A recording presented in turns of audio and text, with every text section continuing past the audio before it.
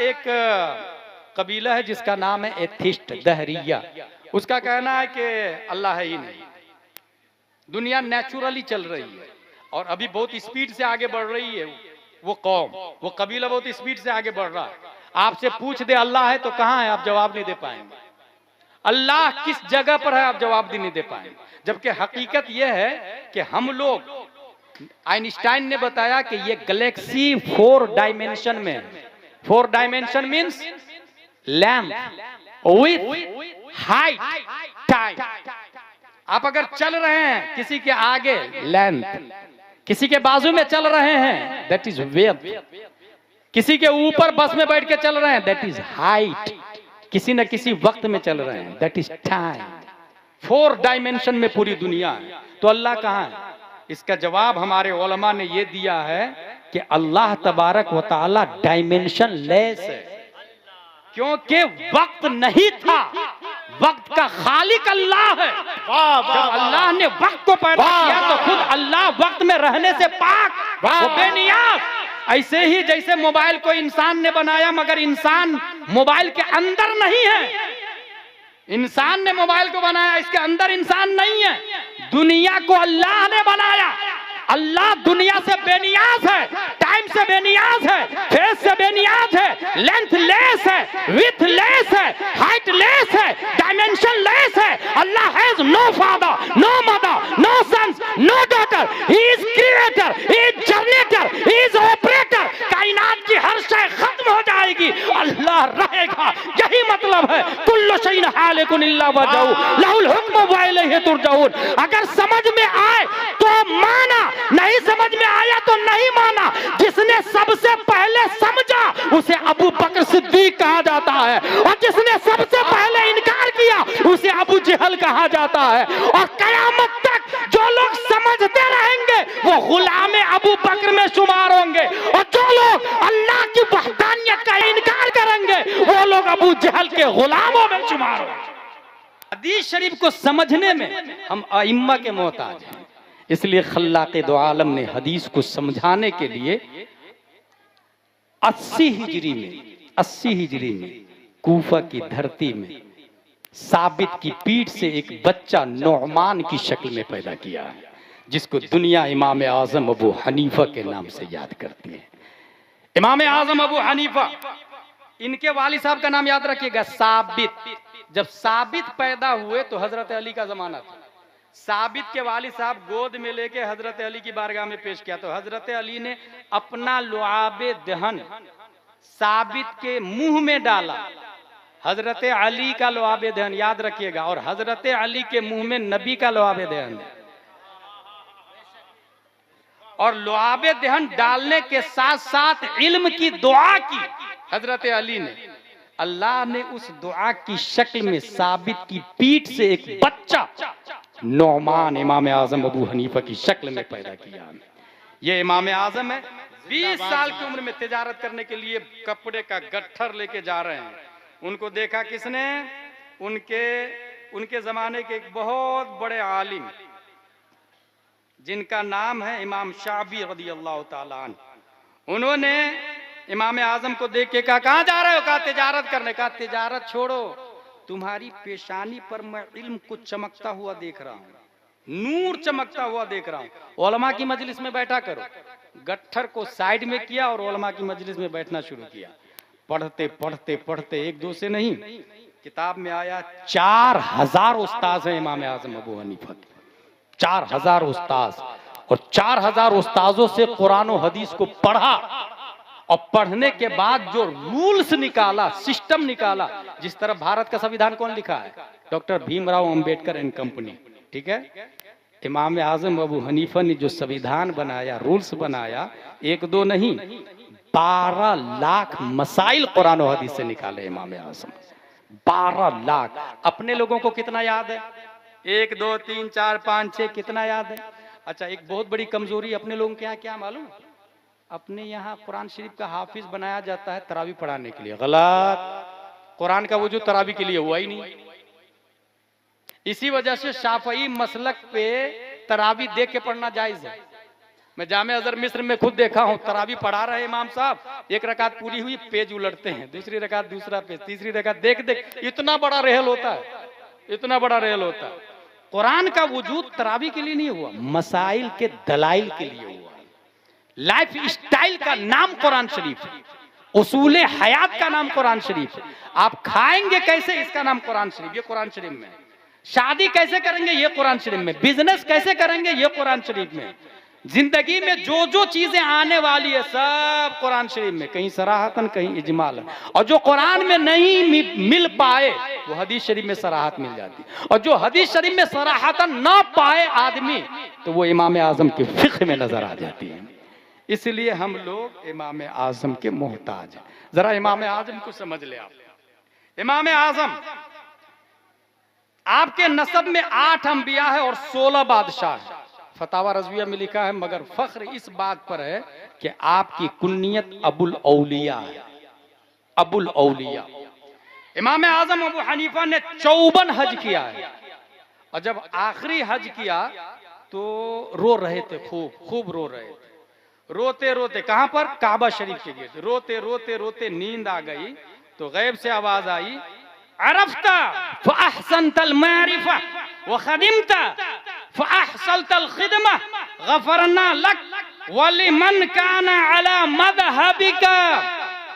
तुमने बेहतरीन मारिफत हासिल कर ली, दीन की खिदमत भी बेहतरीन कर ली, अल्लाह ने तुझे माफ कर दिया और उनको भी माफ कर दिया जो तुम्हारे मजहब के मुताबिक जिंदगी गुजारेंगे। कितने हज किया है, 54 हज किया इमाम आजम अबू हनीफा। जरा इल्मी झलक देख ले उनकी। मैंने क्या बताया, एक कबीला है जिसका नाम है एथिस्ट, दहरिया। उसका कहना है कि अल्लाह है ही नहीं, दुनिया नेचुरली चल रही है और अभी बहुत स्पीड से आगे बढ़ रही है। वो कौम, वो कबीला बहुत स्पीड से आगे बढ़ रहा है। आपसे पूछ दे अल्लाह है तो कहां है, आप जवाब नहीं दे पाएंगे। अल्लाह किस जगह पर है, आप जवाब नहीं दे पाएंगे। जबकि हकीकत यह है कि हम लोग, आइंस्टाइन ने बताया कि ये गैलेक्सी 4 डायमेंशन में है। 4 dimension means length, width, height, time. आप अगर चल रहे हैं किसी के आगे लेंथ, किसी के बाजू में चल रहे हैं दैट इज विड्थ, किसी के ऊपर बस में बैठ के चल रहे हैं दैट इज हाइट, किसी न किसी वक्त में चल रहे हैं दैट इज टाइम। 4 डायमेंशन में पूरी दुनिया है। तो अल्लाह कहां है, इसका जवाब हमारे उलमा ने यह दिया है कि अल्लाह तबारक व तआला डायमेंशन लेस है, क्योंकि वक्त नहीं था, वक्त का खालिक अल्लाह है। जब अल्लाह ने वक्त को पैदा किया तो खुद अल्लाह वक्त में रहने से पाक, वो बेनियाज।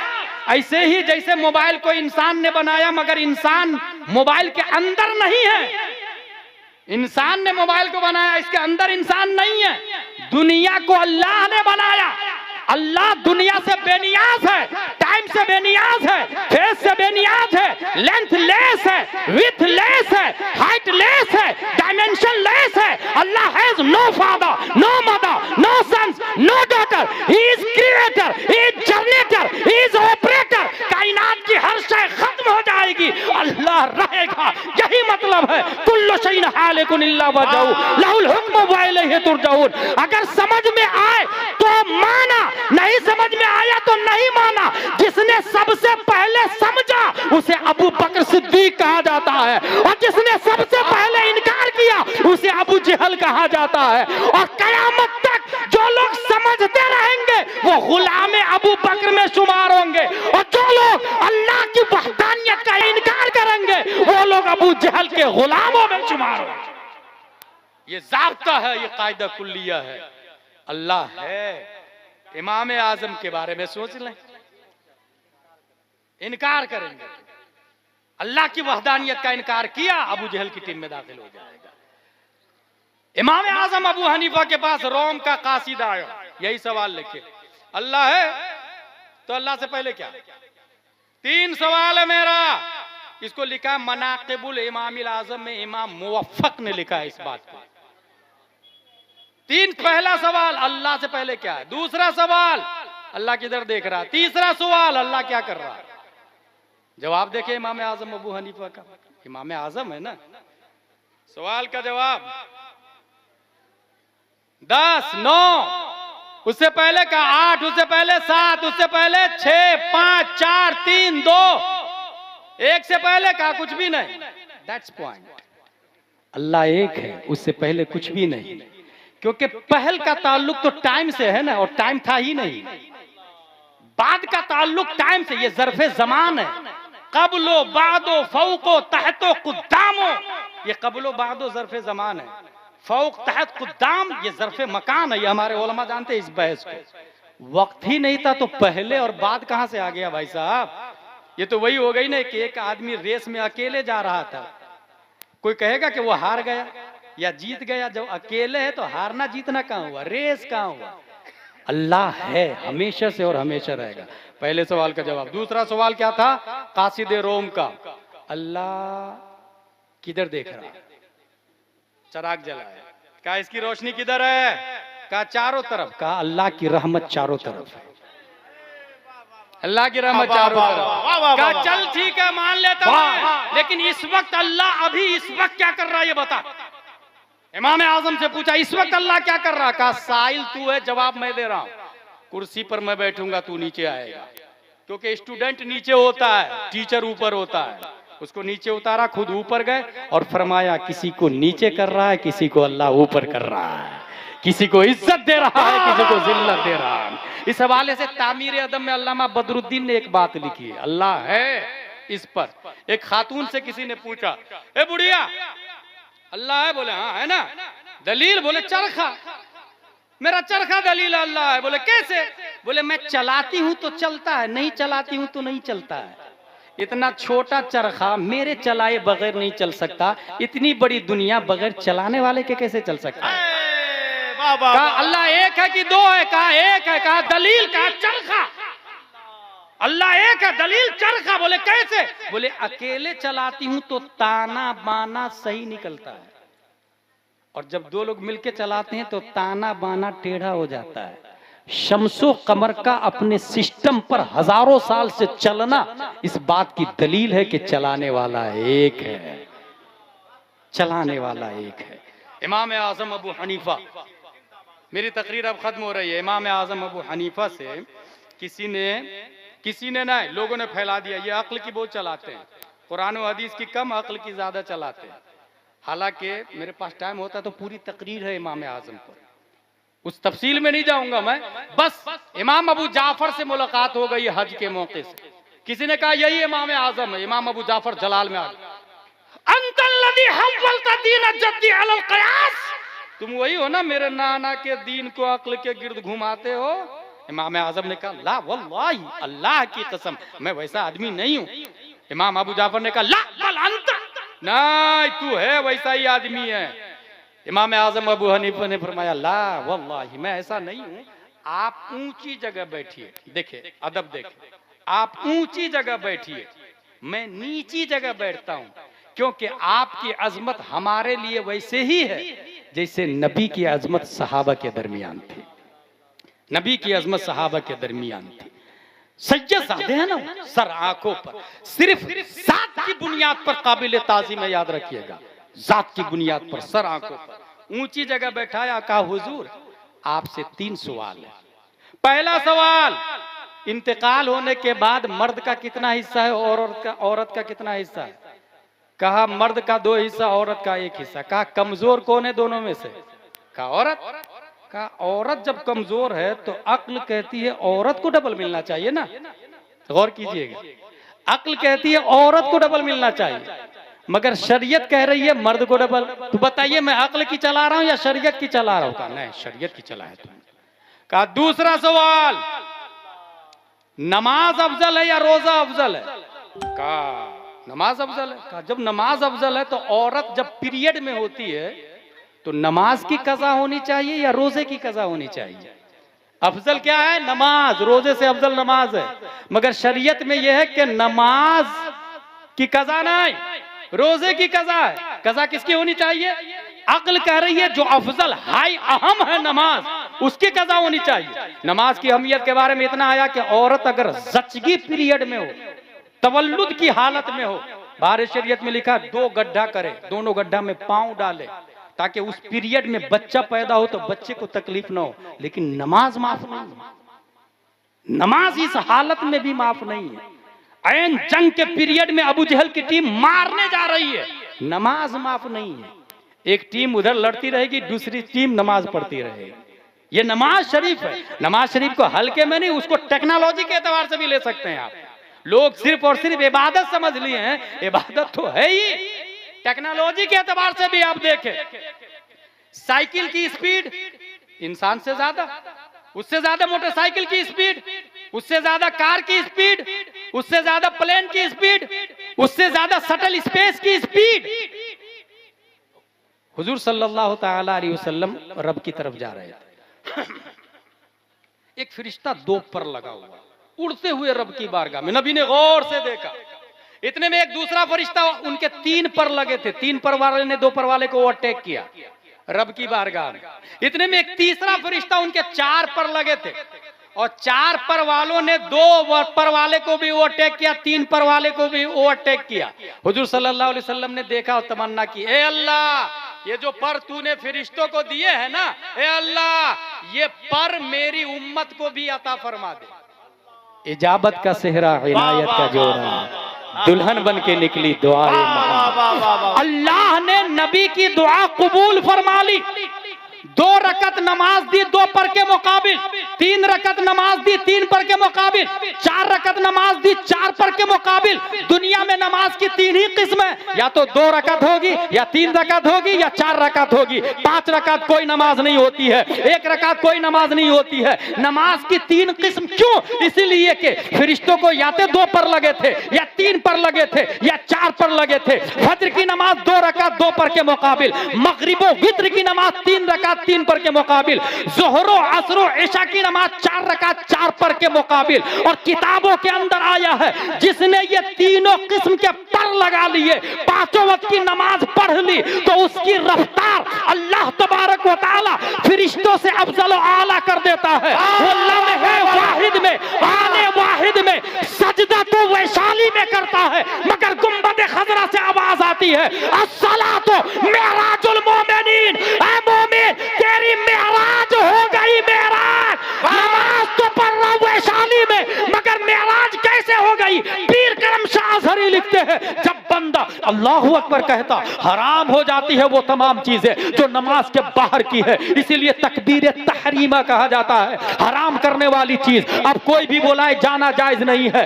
अल्हम्दुलिल्लाह रब्बिल आलमीन, रब के करीब गया, आसमान अव्वल पर सूरह फातिहा के बाद सूरत मिलाया, आसमान सानी, सालिस, राबे, खामिस, सादिस, साबे, 7 आसमान को क्रॉस करता है। जब 2 रकात कंप्लीट कर लिया, अत्तहियात में बैठा, अत्तहियातु लिल्लाहि वस्सलावातु वत्तय्यिबातु अस्सलामु अलैका अय्युहन नबी। अलैका प्रोनाउन की 3 किस्म है, first I we, second you, third they, अना नहनु, और सेकंड अंत अंतुम अंतुम, अंते अंतुम अंतुन्ना, थर्ड हुवा हुमा हुम, हिया हुमा हुन्ना।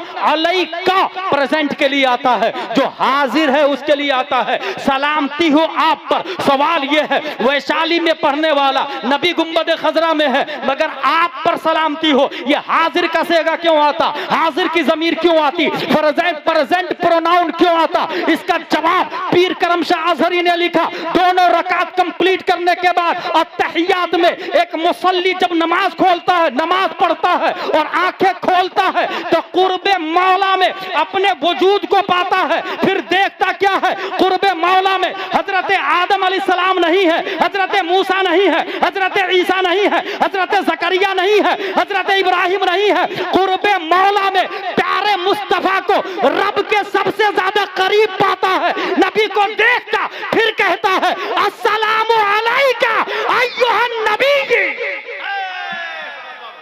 नारे तकबीर, जरा मोहब्बत के साथ, मोहब्बत के साथ, नारे तकबीर, नारे रिसालत।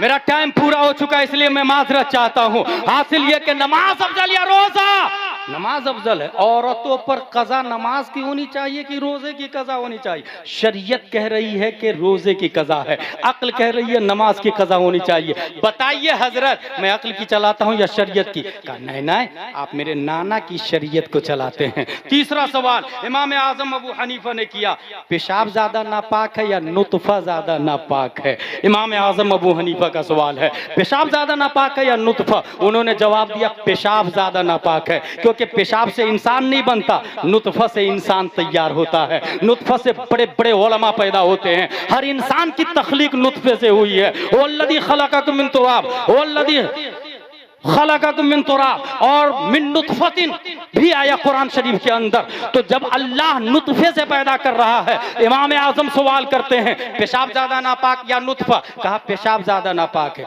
जब पेशाब ज्यादा नापाक है तो पेशाब करने से गुस्ल फर्ज होना चाहिए या नुतफा के खुरूज से गुस्ल फर्ज होना चाहिए? अक्ल कहती है पेशाब निकलने से गुस्ल फर्ज होना चाहिए, शरीयत बोलती है नुतफा खारिज होने से गुस्ल फर्ज होता है। बताइए मैं शरीयत की चलाता हूं या अक्ल की चलाता हूं? इमाम अबू जाफर सादिक अपनी कुर्सी से उठते हैं, ऊंची जगह से उठते हैं, इमाम आजम की पेशानी का बोसा लिया और कहा जब तक